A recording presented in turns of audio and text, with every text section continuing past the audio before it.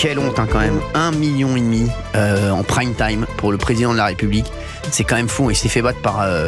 Troisième chaîne. Oui, il s'est fait battre par France 3. Avec, un téléfilm, il s'est fait battre par Koh-Lanta, bien entendu. On a préféré regarder des poteaux que de regarder ces poteaux à la télévision là. Sur France 2, bon, catastrophe. Non, franchement, catastrophe. Mais c'est assez inquiétant quand même. Parce que, et Édouard Philippe aussi, catastrophe d'audience sur Quotidien hier. Une des plus mauvaises audiences de Quotidien aussi. Avec Édouard Philippe. On dit que la politique ne fait plus recette. On avait dit ça la semaine dernière sur Europe 1. Emmanuel Macron fait plus recette. Non, mais Édouard Philippe non plus. C'est le même camp. Exactement, bah oui. Non, mais c'est ce qu'on dit, exactement. Même on dit que Zemmour c'est très bas. Non, mais regardez, Gérald Darmanin n'a pas tellement marché aussi chez Ambition intime n'a pas marché. Bah oui, Ambition intime n'a pas marché. Il y a quand même un gap entre 1,5 et 5 ou 6 millions la dernière fois. C'est-à-dire que le sujet quand même, le problème c'est le sujet de l'émission. C'est-à-dire que les océans, au moment où il y a une surveillante qui vient de se faire poignardé et où Emmanuel Macron en dit un mot au début, puis après on l'interroge sur le fait qu'il avait dénoncé le lavage de cerveau autour des faits divers et dit oui, c'est les chaînes info qui sont responsables, il parle même des punaises de lit, le tout dans un cadre idyllique. Alors je peux vous dire un truc, je dis la vérité.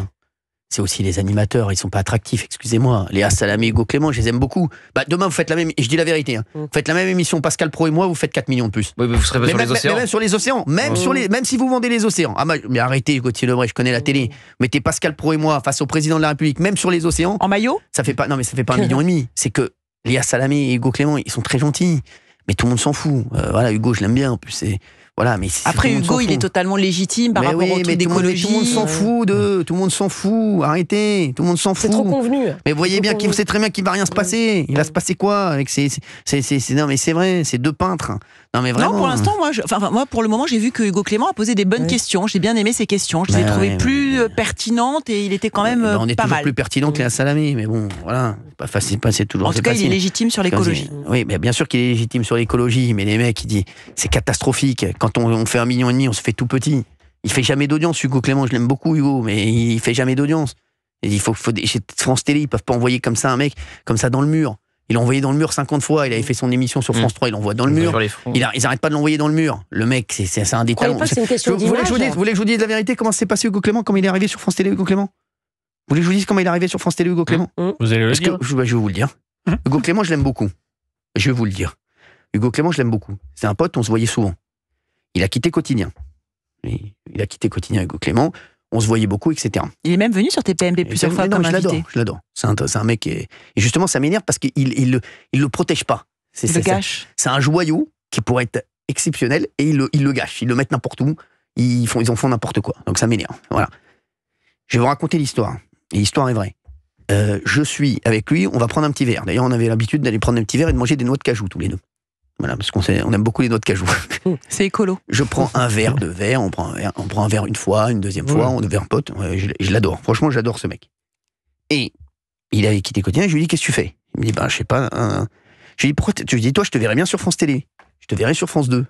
Je lui ai dit, tu connais quelqu'un? Il me dit, non, je vais bien.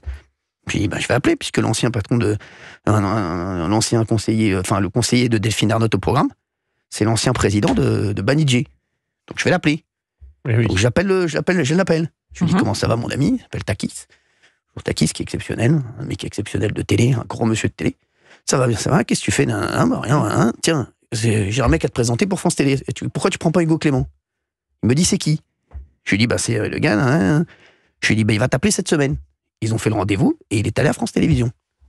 Donc pour vous dire que j'aime beaucoup ce garçon. C'est une passe décisive. Non mais parce que j'y crois. Oui, moi je suis pour que les autres réussissent. Je vous dis la vérité, je m'en fous. Moi j'ai pas besoin j'en ai rien à foutre moi. Voilà, mais je sais que Hugo Clément, je voulais qu'il réussisse parce que je pense qu'il a un talent. Il a une vraie gueule, il est sympathique, il est marrant, il a tout. Mais il le gâche. Je suis désolé, il le gâche et ça me rend fou. Donc il est allé à France Télé. Vous pensez que France Télé ne l'a pas utilisé à bon escient ou ont mal développé le produit Hugo Clément entre guillemets? Bah oui. Ils l'ont mis dans une boîte, dans quelque chose de non, mais formaté, exactement, ils le mettent que sur des trucs qui peuvent pas marcher, le bon. Tu le mets sur les océans, même si mais est-ce que l'écologie fonctionne en fait? Non. En fait, le problème c'est qu'il est sur un, il est sur un sujet qui est très très important. Mais il peut faire autre chose. Et c'est son cheval de. Mais non, mais Géraldine, ma chérie, quand il était sur Quotidien, il faisait pas de l'écologie, il peut faire autre chose. Hugo Clément, il peut tout faire. Moi les mecs, écoutez-moi bien, je vais vous dire la vérité. Il y a un jeu sur France Télévisions tous les soirs qui a été mis en place par Nicolas Pernikov, qui était l'ancien patron de France 2, et c'était il y a 15 ans. Moi, je suis désolé, je fais, si j'étais eux, moi, si j'étais France Télé, les mecs, en access de France 2, excusez-moi, n'oubliez pas les paroles, on peut le mettre un peu avant, mais l'access de France 2, moi, je fais un truc avec Hugo Clément, un peu à la manière de Quotidien, je suis désolé, un JT avant le JT, un peu drôle, un peu avec des images, bien produit, avec Hugo Clément à la manœuvre, et je mets pas, n'oubliez pas les paroles sur France 2, excusez-moi, hein, n'oubliez pas les paroles sur France 2, avec une année électorale qui arrive derrière. Non mais les mecs, on est en année électorale, t'as Sous les Sunlight des Tropiques à 19h45 sur France 2. Non mais les mecs, on est où là, sans rigoler? Non mais c'est vrai, viens danser Sous les Sunlight des Tropiques. Non mais une sorte de Yann Barthès époque Le Petit Journal. Exactement. Et vous pensez qu'il a envie de ça, lui? Bah mais les mecs, vous croyez vraiment que s'il lui propose l'access de France 2, 45 minutes, avec très condensé, avec des images, un JT... Il était très écolo, très politique, il était quand même dans son idéologie. Mais il peut tout faire. Non, mais c'est sûr qu'il peut tout faire. Il a toujours son média en ligne. Bien sûr. Qu'il soit polyvalent et talentueux, c'est évident. Ce que je dis ou pas? Non, bien sûr. Non, je crois pas. Enfin, je ne crois pas. Et au moins, t'enlèves un moment les jeux. France Télé, c'est pas une chaîne de jeux, c'est pas Ravensburger. Et c'est fini les noix de cajou avec lui, du coup, vous voyez plus? Non, mais je le vois plus, mais je l'aime beaucoup quand même. Il sait que je l'adore. Mais voilà, mais moi je m'en fous, moi. Moi c'est comme au rugby, je porte le ballon le plus loin possible, et après si le mec va marquer entre les poteaux, je suis heureux. Non mais c'est vrai. Vous jouez collectif en fait, vous êtes comme le PSG. Mais je m'en fous, moi. Non mais c'est vrai, voilà, je m'en fous, moi. Pour l'homme sud-ouest que je suis, ça me met les larmes aux yeux. Voilà, bah oui. Vous êtes le Vitinha du PAF. Oui, ça nous met des larmichettes, une Nuno Mendes. Non mais c'est vrai, tu vois, je cours, je vais le plus loin possible, et après, si lui, quelqu'un doit briller, quelqu'un brille. Exactement, mais je m'en fous, je m'en tape. Non mais vraiment, pour revenir à ça. Là, Jean-Michel Apathy pour qu'il aille. Ouais, non, mais quand même pas. Il y a des limites. Non, mais Hugo Clément, c'est un mec sympa. On l'aime bien. Oui. On l'aime bien, je l'aime bien, Hugo, il est sympa. Oui. Alors, justement, tiens, il y a eu un moment un petit peu où ça s'est frictionné avec le président de la République. Alors, là, j'ai trouvé que j'étais d'accord avec le président de la République là-dessus. Mais moi, j'ai aimé la question d'Hugo Clément et j'ai aimé la réponse de Emmanuel Macron. En fait, je trouvais que les deux avaient raison. En fait, chacun jouait dans sa ligne. En fait. Non, on va écouter. C'était sur Christophe Castaner. Écoutez.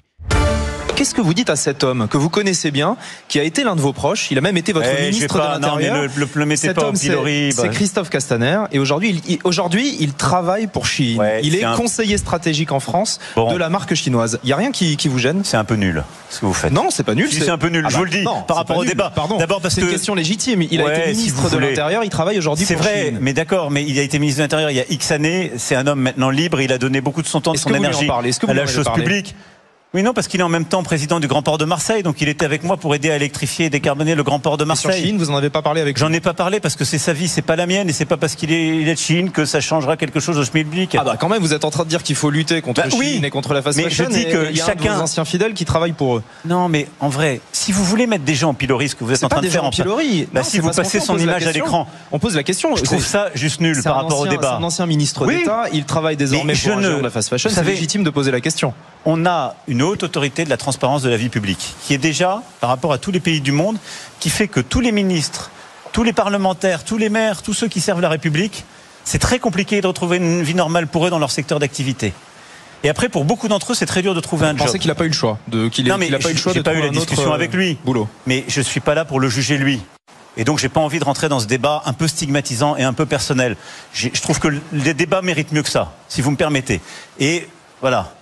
J'aime pas ces méthodes. Vous dites il faut je vous le dis aussi. Donc c'est légitime comme question. Mais vos questions c'est légitime, mes réponses ce sont tout autant. Bien sûr. Non mais c'était au moins il se passait un truc. Oui. C'est un bon échange. Au moins il se passait un truc exactement. Mais je suis d'accord.